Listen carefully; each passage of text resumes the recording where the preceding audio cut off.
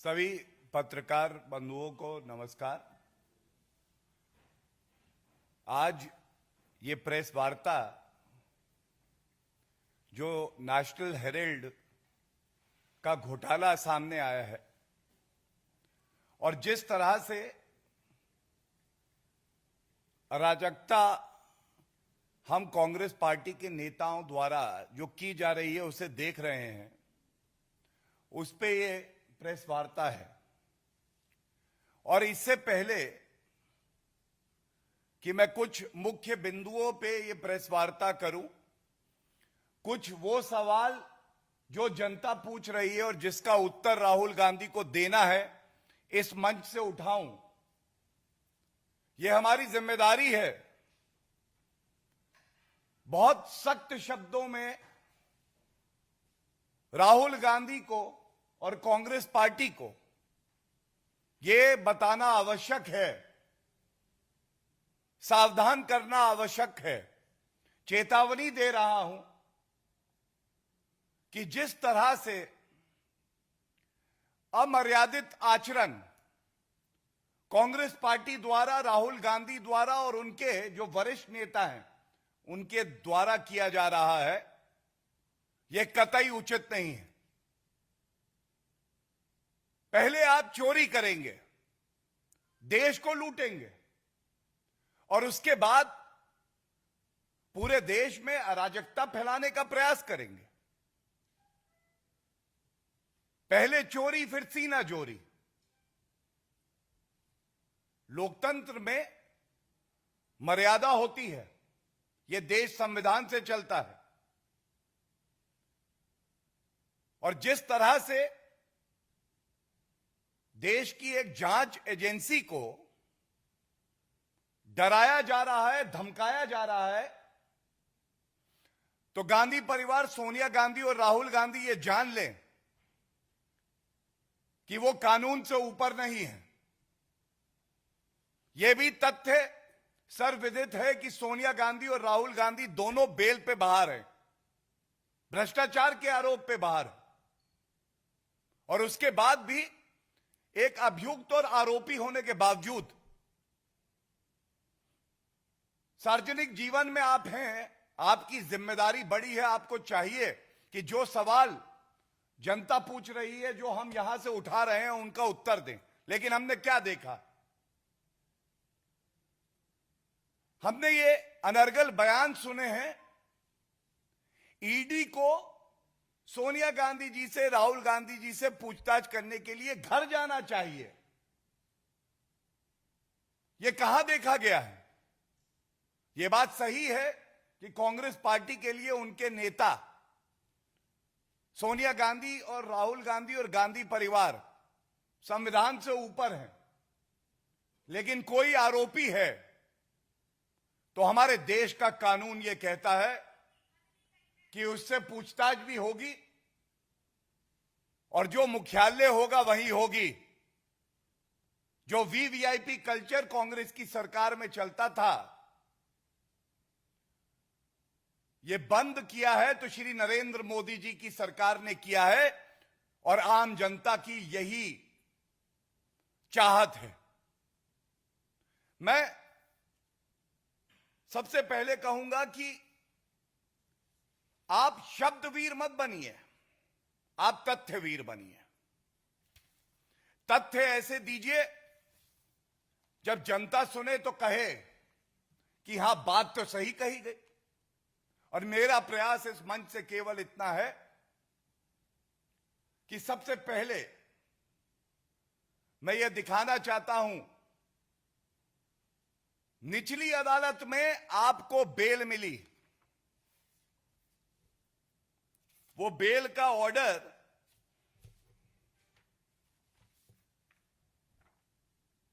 आपको एक आरोपी मानता है। 19 दिसंबर 2015 आप दिल्ली उच्च न्यायालय गए और इस प्रार्थना से गए कि जो मामला चल रहा है, ये राजनीतिक द्वेष का मामला है, इसे समाप्त किया जाए, रद्द किया जाए। और मैं समय नहीं लूंगा क्योंकि ये आदेश आज सुबह जब मेरे साथी ने प्रेस से वार्ता करी तो ये पढ़ा। दिल्ली हाईकोर्ट ने कहा कि ये मामला रद्द नहीं होगा, लेकिन एक लाइन में सर्वोच्च न्यायालय का आदेश लेके आया हूं, यह जरूर पढ़ूंगा और उसके बाद वो सवाल पूछूंगा जो जनता पूछ रही है।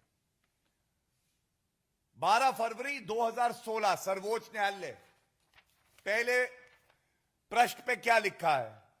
याचिकाकर्ता सोनिया गांधी जो एक्यूज्ड है, इन्होंने मांग करी मामला रद्द हो। सर्वोच्च न्यायालय ने जो कहा वो लाइन मैं जरूर पढ़ूंगा। Insofar as the determination rendered by the High Court in rejecting the prayer for quashing the proceedings against the petitioners is concerned, we find no justification in interfering therewith. हम हस्तक्षेप नहीं करेंगे। तो मेरा पहला सवाल आपसे यह है, क्या सर्वोच्च न्यायालय में, उच्च न्यायालय में सोनिया गांधी और राहुल गांधी की आस्था नहीं है? क्या आपकी आस्था इस देश के सर्वोच्च न्यायालय और उच्च न्यायालय में नहीं है? ये बताइए जनता को। इसके बाद यह बात सर्वविदित है कि किस तरह से जो अब इस दुनिया में नहीं है, कांग्रेस पार्टी के वरिष्ठ नेता रहे, गांधी परिवार के करीबी मोतीलाल वोरा जी पे ठीकरा फोड़ा जा रहा है। हमें तो कुछ पता ही नहीं है। जो भी किया मोतीलाल वोरा ने किया। मैं एक बात और प्रश्न उठाता हूं विधिक तौर पे, और इसका उत्तर राहुल गांधी अगर देंगे तो देश की जनता को अच्छा लगेगा। क्या यह सत्य नहीं है कि 38% की जो शेयर होल्डिंग है वो सोनिया गांधी की है और 38% की शेयर होल्डिंग जो है वो राहुल गांधी की है यंग इंडिया में? दोनों को जोड़िए 76%। और कानून ये कहता है कि 50% से ज्यादा 51% पे आपका कंट्रोलिंग स्टेक होता है। कंपनी द्वारा जो भी फैसला किया जाता है वो मेजॉरिटी शेयर होल्डर द्वारा किया जाता है। मेरा दूसरा सवाल, जब कंट्रोलिंग स्टेक राहुल गांधी और सोनिया गांधी का है और गांधी परिवार का है 76% से ज्यादा, तो ठीकरा फोड़ा जा रहा है एक ऐसे व्यक्ति में पर जो आज दुनिया में नहीं है। तो ये फैसला किसने लिया था? ये जो घोटाला हुआ, घपला हुआ, मनी लॉन्डर किया गया, ये किसने किया? ये दूसरा सवाल है। तीसरा सवाल, डोटेक्स नामक एक कंपनी है जो 1 करोड़ का लोन, 1 करोड़ का लोन देती है यंग इंडिया को, और यंग इंडिया वो कंपनी है जिसके पास 1 रुपए का असेट नहीं, जिसकी वैल्यूएशन 0 है। मेरा तीसरा सवाल है, राहुल गांधी जी अगर हिम्मत हो तो दीजिएगा, जिस कंपनी के पास 1 रुपया नहीं, 1 असेट नहीं, उसको एक और कंपनी 1 करोड़ रुपया क्यों देती है? कृपया करके देश को यह बताइए। इधर उधर की बात ना कर, यह बता गांधी परिवार ने देश लूटा क्यों? यह तीसरा प्रश्न है। चौथा प्रश्न जो हम चाहते हैं आप उत्तर दें, तल्खी ना दिखाइए, ईडी को धमकी ना दीजिए, केवल चौथे प्रश्न का उत्तर दीजिए। राहुल गांधी की जेब से 1 रुपया नहीं गया। पहली जो किस्त 50 लाख की आई डोटेक्स की, वो उन्होंने पे करा, और जब पे करते हैं तो 2000 करोड़ रुपए की संपत्ति जो है एजेएल की, वो ट्रांसफर हो जाती है यंग इंडिया में। निष्कर्ष क्या है? जेब से 1 रुपया नहीं दिया, 2000 करोड़ की संपत्ति के मालिक, कंट्रोलिंग स्टेक जो 76% मैंने बताया है, उसके हो गए। जो 50 लाख दिया वो भी किसी और कंपनी से लिया। ऐसा ट्रांजैक्शन राहुल गांधी जी हमने तो कभी नहीं देखा। कृपया करके उत्तर दीजिए। और पांचवा बहुत बड़ा सवाल है, और इसके लिए कोई बहुत ज्यादा आपको विधिक समझ या व्यवहारिक समझ की आवश्यकता नहीं है। यह उच्च न्यायालय के आदेश में भी आया है कि 2000 करोड़ से ज्यादा की संपत्ति एजेएल के पास थी, असेट्स थे। लोन था 90 करोड़ का। यह बात और है कि एक पॉलिटिकल पार्टी अपने वर्कर से चंदा लेके दूसरी कंपनी को लोन देती है, यह कितना उचित है। लेकिन उसमें ना जाते हुए मैं एक जो बड़ा प्रश्न कर रहा हूं, आपके पास जेब में 2000 रुपए हैं, 2000 करोड़ का मामला इसलिए 2000 रुपए, और 90 रुपए आपको किसी को देने हैं। 90 करोड़ का लोन है, तो आप 2000 के पूरा का पूरा दे देंगे। आप उस असेट को बेच के 90 करोड़ का लोन दे सकते थे, लेकिन नहीं। मंशा क्या थी? मंशा यह थी कि ये 2000 करोड़ की जो संपत्ति है ये किसी तरह से यंग इंडिया में पहुंच जाए। ये मेरा पांचवा सवाल है, और मैं बड़ी जिम्मेदारी से आज ये बात कहता हूं। ये सवाल देश के सवाल हैं। आप ये जो बार बार कहते हैं, मैं आदरणीय प्रधानमंत्री श्री नरेंद्र मोदी जी से नहीं डरता हूं। राहुल गांधी जी, जो आपका ट्रैक रिकॉर्ड रहा है, जो आपके परिवार का ट्रैक रिकॉर्ड रहा है, भ्रष्टाचारी परिवार जिसके 3 सदस्य बेल पे बाहर हैं। कोई राजनीतिक परिवार है क्या भारत में जिसके 3 सदस्य बेल पे बाहर हो? सोनिया गांधी, राहुल गांधी, रॉबर्ट वाड्रा। यह बात सही है कि आपको अगर डर नहीं लगता है तो डर नहीं लगता है भ्रष्टाचार करने से। आपके परिवार को और पार्टी के लीडर को डर नहीं लगता है तो वो कानून तोड़ने से, और आपको डर नहीं लगता है जब आप धमकी देते हैं देश की एक जांच एजेंसी को। लेकिन यह भी सत्य है राहुल गांधी जी, आपको डर लगता है। आपको कानून से बहुत डर लगता है, क्योंकि अगर कानून से डर ना लगता होता, और आपका यह आरोप है कि राजनीतिक द्वेष से यह सारा मामला चल रहा है, तो आप सबसे पहले एक नागरिक की तरह न्यायालय का दरवाजा खटखटाते, एक आदेश लाते और कहते ये देखो, ये सत्य है, ये प्रमाण है मेरी ईमानदारी का। वो आप नहीं कर पाए। आपको उत्तर देने से बहुत डर लगता है। जब आपसे मुश्किल प्रश्न पूछे जाते हैं तो आप घबरा जाते हैं, तो आप इधर उधर की बात करने लगते हैं। और मैं बड़ी जिम्मेदारी से एक बात कहूंगा, एक नया प्रचलन है जहां जो हमारे देश की जांच एजेंसियां हैं उनके लिए अपशब्द कहे जाते हैं। कहा जाता है कि वो इडियट है, कोई उन्हें पालतू बुला लेता है।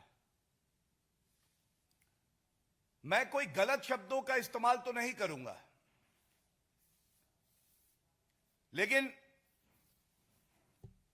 आज मैं आपको एक तथ्यों के आधार पर बात जरूर कहूंगा। जिसको गांधी परिवार के समर्थक और लीडर इडियट बुलाते हैं, उस ईडी ने 1,05,000 करोड़ रुपए की जो अवैध संपत्ति है उसे जब्त किया है। उसने 992 चार्जशीट दायर करी है न्यायालय में, जिससे कि जो देश को लूटते हैं उनको सजा हो सके, और 400 गिरफ्तारी करी है और 25 लोग कन्विक्ट करवाए हैं। लेकिन दुखद यह है, खुली छूट है कांग्रेस में कि आप जांच एजेंसियों के लिए पालतू जैसा शब्द का इस्तेमाल करिए, उन्हें इडियट बुलाइए। और कांग्रेस पार्टी के लिए जो जीनियस है आप जानते हैं आइंस्टाइन से ज्यादा जिसे समझ कांग्रेस पार्टी वाले कहते हैं है, उसका ट्रैक रिकॉर्ड देखिए। कौन आरोप लगा रहा है? आज राहुल गांधी बेल पर बाहर हैं, यह सत्य है। जनता ने उनको नकारा है। अमेठी का चुनाव वो हार गए, 40 चुनाव वो हरवा चुके हैं। संसद वो जाते नहीं, उनकी अटेंडेंस 40% है। ये है जीनियस। और जो 1,05,000 करोड़ रुपए की अवैध संपत्ति को जब्त करती है, टैक्स पेयर का रुपया सुनिश्चित करती है कि आम जनता के लिए लगाया जाए, उसको इडियट और पालतू बुलाया जाता है। और अभी जब इस प्रेस वार्ता के लिए मैं आ रहा था तो एक आदेश आया ईडी कोर्ट से, जिसमें हमने देखा है कि संजय राउत, जो खुद अभी एक आरोपी हैं, वहां भी ऐसी ही दलील दी जाती है, राजनीतिक द्वेष का मामला है। लेकिन पहले 4 दिन की ईडी रिमांड में उन्हें दिया गया और आज जो फैसला आया है, न्यायालय ने कहा है कि 4 दिन के लिए और इन्हें ईडी की कस्टडी में रखा जाएगा। और जिसे ये कहते हैं कि ईडी इशारों में काम करती है किसी नेता के, यह अपमान है भारत के संविधान का, न्यायपालिका का, नागरिक का, हर उस व्यक्ति का जिसकी आस्था संविधान में है। और न्यायालय ने आज क्या कहा है, यह बात मैं आपके सामने रख दूं। जो स्पेशल जज हैं, उन्होंने कहा है कि remarkable progress has been made in the investigation Sanjay Raut के मामले में।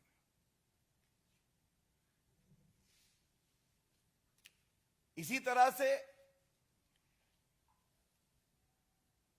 पश्चिम बंगाल में भी हमने देखा है, ईडी ने न्याय संगत कार्रवाई करते हुए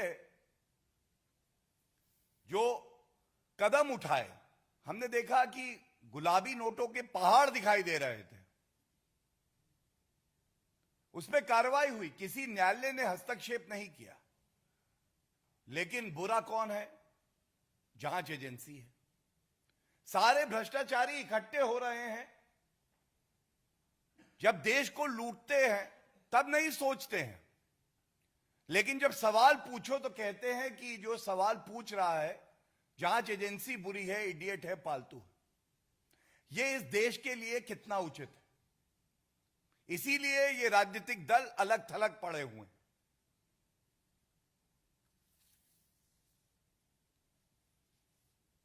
इसके साथ ही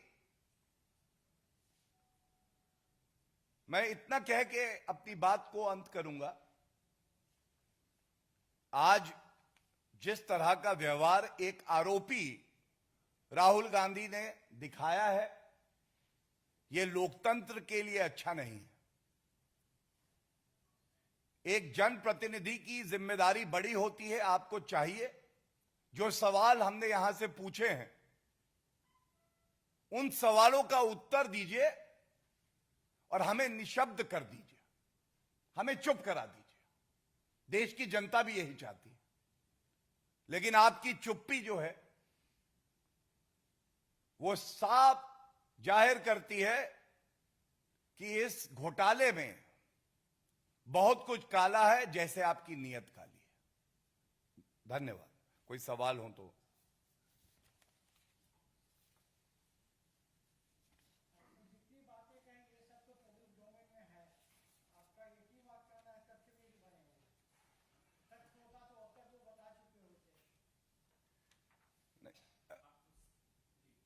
मैं इतना ही कहूंगा कि सबसे ज्यादा विद्वान जो हैं पत्रकार माने जाते हैं, और अगर आपका विवेक भी यही कहता है कि इन तथ्यों में दम है, तो जरूरी हो जाता है कि इन प्रश्नों का उत्तर गांधी परिवार दे।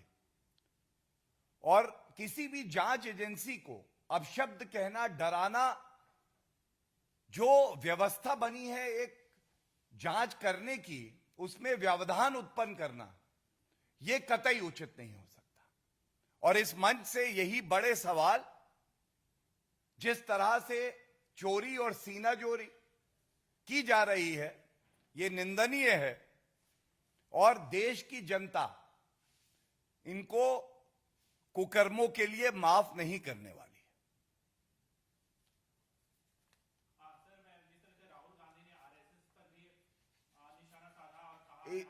Any questions on this topic first and then I'll take your question. और कोई? Okay, thank you. सर, जिस तरह से राहुल गांधी ने आरएसएस पर निशाना साधा और कहा है कि आरएसएस राष्ट्रभक्त पार्टी नहीं है, राष्ट्रभक्त संगठन नहीं है। सर्वप्रथम तो ये जो अभी प्रेस वार्ता हुई है उसके संदर्भ में भी और इस प्रश्न के उत्तर के संदर्भ में भी एक आरोपी, एक भ्रष्टाचारी जब कानून के रक्षक को सर्टिफिकेट देने लगे कि तुम बेईमान हो या नहीं, और राहुल गांधी जो कि जब भी भारत एक चुनौती का सामना कर रहा होता है तो अगर विदेशी ताकत भी है तो वो विदेशी ताकत के साथ खड़े दिखाई देते हैं, और वो दूसरी संस्था और संगठन को कहें कि ये देशभक्त नहीं है, तो जिस कागज पे वो ये सर्टिफिकेट देते हैं उस कागज का मूल्य ज्यादा है, उनकी बात का वजन कम है। और आरएसएस की बात करते हुए केवल और केवल एक ही बात कहूंगा, उनके कण कण में राष्ट्रभक्ति है, देश की सेवा का भाव है, और जब हर घर तिरंगा का एक अभियान देश को जोड़ने के लिए चल रहा है, जनता ये बात नहीं समझ पा रही है। एक अवसर है जब पूरे देश को एकजुट होकर बिना बहस के तिरंगे की आन बान शान में कंधे से कंधा मिला के खड़े होना चाहिए। उस वक्त ऐसी ओछी घटिया राजनीति कांग्रेस पार्टी और तमाम विपक्षी दल क्यों कर रहे हैं?